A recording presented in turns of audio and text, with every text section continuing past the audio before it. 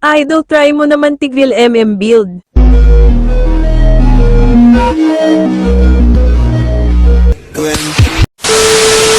Hello guys, bagong araw at bagong kagaguhan na naman ang gagawin natin sa mga random player. Wow naman! Wow!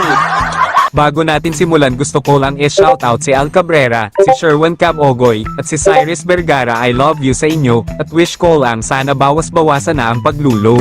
Bye guys! Sakto pagpindot ko sa recruitment nakapasok na ako kasi putang ina kanina pa ako panay hanap sa 5-man king inaano ba tumunton. Ang ina mo ka!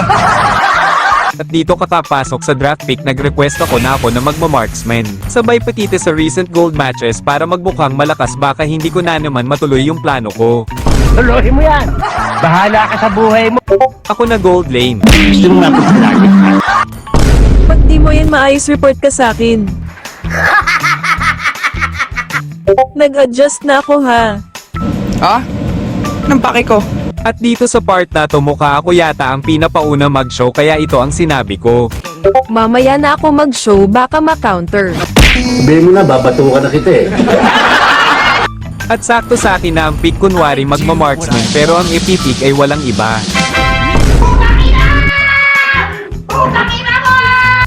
GG report later.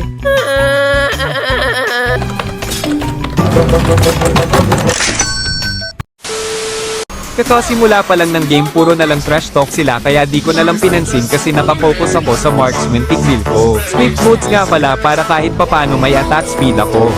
Dito tamang clear lang putang inakala mo naman marksman. Kaharap ko nga pala si Layla de Lima, wag kayong mag-alala, kikilawin ko to mamaya. Napalalim si Layla de Lima at susubukan ko siyang kilawin kung kaya ko ba.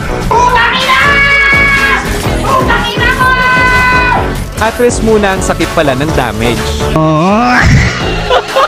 Dumalaw si Atlas kaya nasa likod lang tayo, sakto na hook shot at pumasok rin ako kaya yun napitas din ako.